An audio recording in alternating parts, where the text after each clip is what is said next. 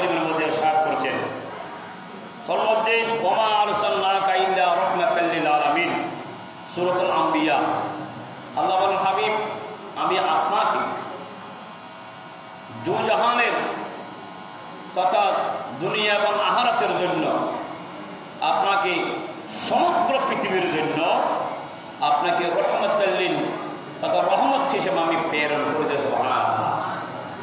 এবং আমার রাসূল বলেন আনা বুইস্তু মুআল্লিমান আমি প্রেরিত হয়েছি আমি শিক্ষক হিসেবে আমি শিক্ষার জন্য এসেছি আমি শিক্ষক হিসেবে দুনিয়ার জন্য প্রেরিত হয়েছি সুবহানাল্লাহ। এই জন্য রাসূল কার থেকে শিক্ষা গ্রহণ করেনি শুধু আল্লাহ দিকে নিসবত করতে বা আল্লাহ পক্ষ থেকে রাসূল সব কিছু নিয়ে এসেছে। আল্লাহ দেখা রাসূল বর্ণনা করে সুবহানাল্লাহ। রাসূলের পৃথিবীর জমিনে রাসূলের কেউ শিক্ষক নয় কারণ রাসূল শিক্ষক হিসেবে দুনিয়ার জমিনে প্রেরিত হয়েছে আল্লাহ পাঠাইছে সুবহানাল্লাহ। রাসূল পাক সাল্লাল্লাহু আলাইহি ওয়াসাল্লামের সাহাবী জলিল কদর সাহাবী আনাস বিন মালিক রাদিয়াল্লাহু তাআলা قال তিনি বলেন قال رسول الله صلى الله عليه وسلم رسول পাক সাল্লাল্লাহু আলাইহি ওয়াসাল্লাম ফরমাতেন انا اول الناس خروجا اذا بعثوا انا قاعدهم اذا وفادوهم وانا خطيبهم اذا انصتوا وانا مستشفعهم اذا خبثوا وانا مبشرهم اذا عيسوا الكرامه والمفاتيح يومئذ بيدي ولواء الحمد يومئذ بيدي وانا اكرم ولد آدم على ربي يطوف علي ألف خادم كأنهم بيض مقنوع أو لؤلؤ منثور رواه الترمذي।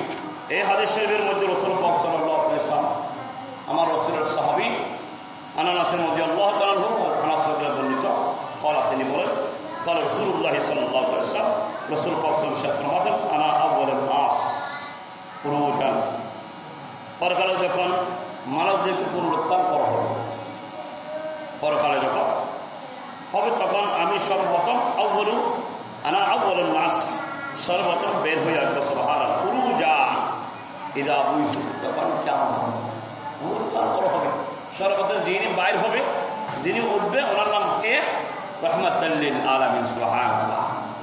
ওয়া আনা কাঈদুন ইযা ওয়াফাদু ওয়া আনা খতীবুহুম আর যখন হাসর পাশে দলবদ্ধ হয়ে আসবে তখন আমি হব তাদের অগ্রগামী ও প্রতিনিধি সুবহানাল্লাহ।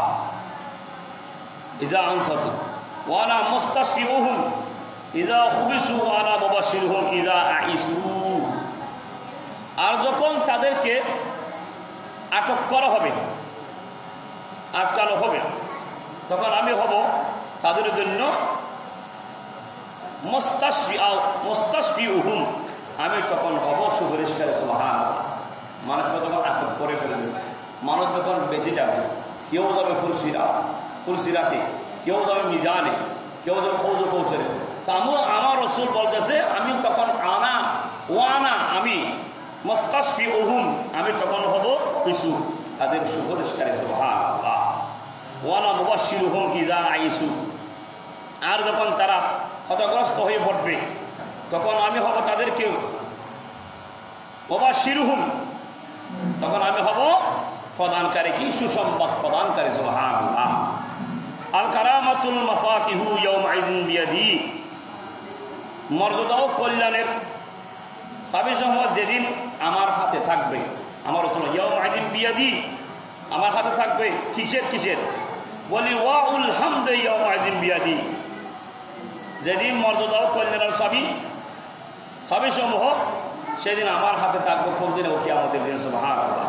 যেদিন হবে কিয়ামতের ওদিন মর্যাদার চাবি এবং কল্যাণের চাবিসমূহ রাসূল পাক সাল্লাল্লাহু আলাইহি ওয়াসাল্লামের হাতের মধ্যে থাকবে সুবহানাল্লাহ। ওয়ানা আকরামু বুলদা আদম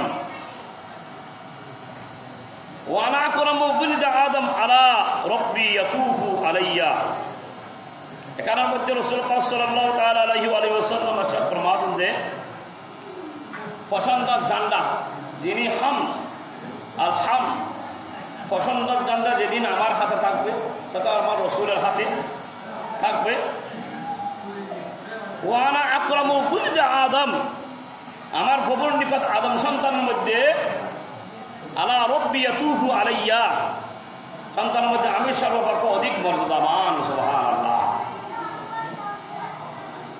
ও সম্মানের ব্যক্তি।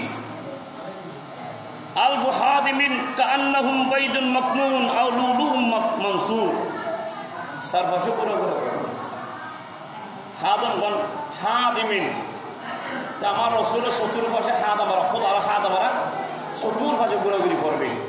যখন পীর সাহেব আমাদের পীর সাহেব যখন আসে তখন হাত আমরা আশেকেরা চতুর্দিকে ঘিরে ফেলে। তা আমার রসুল বলতেছে কতগুলো খোদার হাদম থাকবে, জান্নাতে হাদম আমার রসুলের চতুর্পাশে থাকবে। সুবহানাল্লাহ, যখন হামদের প্রশংসা মর্যাদা ভূষিত করবে ওই দিন আমার রসুলের চতুর্পাশের মধ্যে আল্লাহর কতগুলো হাদম থাকবে। এটা কত হাদম হাদিমিন কাআন্নাহুম বাইদুন মাকনুন, তারা কি করবে? ঘুরে ফিরে করবে চতুর্দিকে, আমার রসুলের চতুর্পাশে ঘুরে করবে। আও লুলুউম মানসুর, যেন তারা সুরক্ষিত,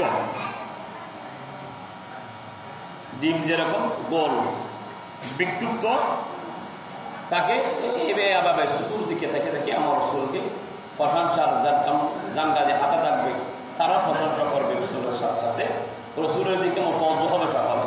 তারা আল্লাহর ফেরেশতা, আল্লাহর কতগুলো খার বান্দারা চতুর্দিকে থাকবে। সেটা দুনিয়ার জমিনে যখন আমরা আপনার একটা চোখ দিয়ে দেখবেন আওলাদুল রসুল, যখন আওলাদুল রসুলের চতুর্পাশের মধ্যে মানুষরা কোটিপতি, তারা কিছু টাকা পয়সা সবগুলো বিসর্জন দিয়ে ফকিরের মতো বিক্রির মতো হয়ে আওলাদুল রসুলের পদের মধ্যে পড়ে থাকে। সুবহানাল্লাহ, অধীন সারা বিশ্ব জগতের মধ্যে আমার রসুলের দিকে মতওয়াজ্জহ হবে। যারা দুশমনের রসুল তাদের অবস্থা খারাপ হবে, কারণ তারা দুনিয়ার জমিনে কি কি মতবাদ সৃষ্টি করেছে, মানুষদেরকে সরাই দিয়েছে হক থেকে নাহাক পথের দিকে চলার জন্য পথ করে দিয়েছে। তাদের অধীন কিয়ামতের ময়দানে বিচার হবে। ফের হাজে একটা হাদিস শরীফে দেখা যায়, বিসমিল্লাহির রহমানির রহিম। وعن ثعبان قال رسول الله صلى الله عليه وسلم إن الله زوى لي الأرض فرأيت مشارقها ومغاربها وإن أمتي سيبلغ ملكها ما ظوي لي منها وأوتيت الكنزين الأحمر والأبيض। फिर हाज़रीन, আমার রাসূলের সাহাবী সাবান রাদিয়াল্লাহু আনহু আন সাওবানা, সাহাবান রাদিয়াল্লাহু বর্ণিত কলা, তিনি বলেন কলা রাসূলুল্লাহ সাল্লাল্লাহু আলাইহি ওয়াসাল্লাম, রাসূল পাক সাল্লাল্লাহু আলাইহি ওয়াসাল্লাম ইন্নাল্লাহা যাওয়া লিয়াল আরদ, নিশ্চয় আল্লাহ আমার জন্য পৃথিবীকে কি করেছে? সংকুচিত করেছে। আর ফারাআইতু মাশারিকাহা ওয়া মাগারিবাহা, অর্থাৎ আমি পূর্ব এবং পশ্চিম, মাগরিব এবং পূর্ব পশ্চিম, মাগারিবাহা মাশারিকাহা পূর্ব ও মাগারিবাহা পশ্চিম, সমগ্র পৃথিবীকে দেখতে পাইছে। এমনভাবে সংকুচিত করেছেন আল্লাহ।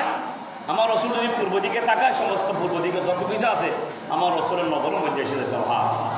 যখন পশ্চিম দিকে তাকায় তখন যত কিছু আছে পশ্চিম দিকে, সেখানের মধ্যে উত্তরের কোণা, দক্ষিণের কোণা, পশ্চিমের কোণা কোনো বাদ নাই, সব কিছু রসুল পাক সাল্লাল্লাহু আলাইহি ওয়াসাল্লাম দেখতে পাইছে। ওয়াইন্না উম্মতি সাইবলুগু মুলকুহা মা যুবিয়া লি মিনহা,